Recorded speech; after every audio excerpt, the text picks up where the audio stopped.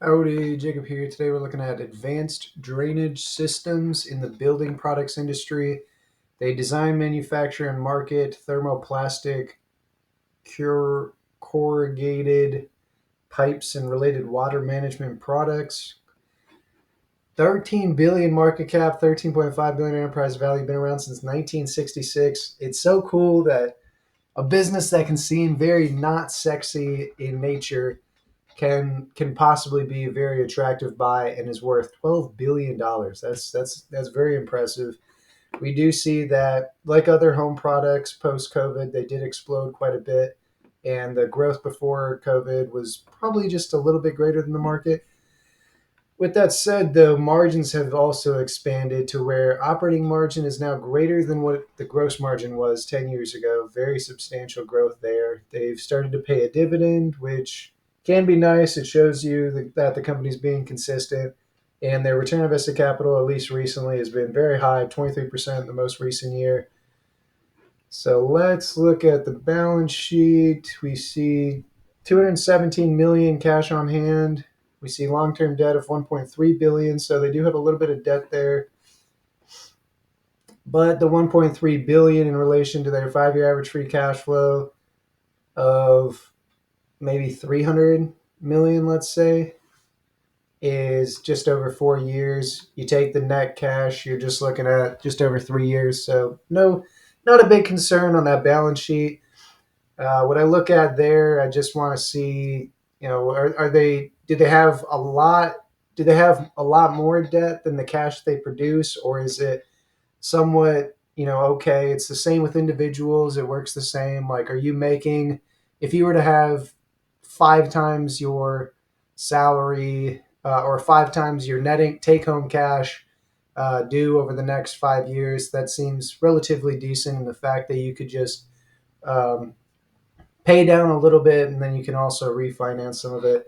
So that's some of the things that I'm looking at there. Their use of cash when they've made a lot of cash is repurchasing quite a bit of shares. Their dividend pays out 10 to 15%, so it's a very small dividend. It's 0.3% yield, so they can definitely afford that, and they leave about 90% of their free cash flow to use for a little bit of acquisitions, not a lot of debt repayment, at least recently, and then quite a bit of share repurchases. Let's start making some assumptions here. On the revenue growth side, they have grown quite a bit recently, but they have done a few acquisitions as well. So um, I think, the company could maybe do relatively in line with inflation growth, but then with acquisitions, with reinvestment, I do think that they're able to do 5% a year for the next 7 years. With PE at the end of 7 years, maybe of 16 or so, I'll probably just put it slightly above the market average.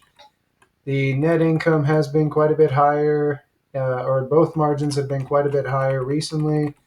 So I'll dampen them a little bit from what they've been, but still do above their 5-year average or 6-year average or so. And then they have been buying back quite a bit of shares recently.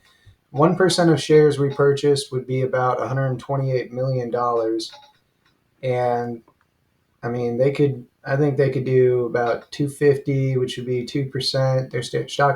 Their stock based compensation is not so much that it's offsetting really their share repurchases. So I think 2% seems pretty reasonable to me. Their dividend, what have they been doing with that? Increasing it 10%. So the dividend right now is about 10% of their 5-year average free cash flow. So for them to grow 10% a year on their dividend is pretty reasonable to me. We're saying at the end of 7 years, you're probably looking at maybe 15 to 20% on the dividend payout, and then share repurchases is looking like 50%, which leaves us roughly 30% to reinvest back in themselves to get this growth rate, make acquisitions possibly. So I think all those estimates sound reasonable to me, and we just get a price that's quite a bit above what we're looking for right now. So, or quite a bit below. We're looking to buy it quite a bit below what it's currently worth right now. So, I do hope you enjoy the video, and I hope you have a great rest of your day. Thank you.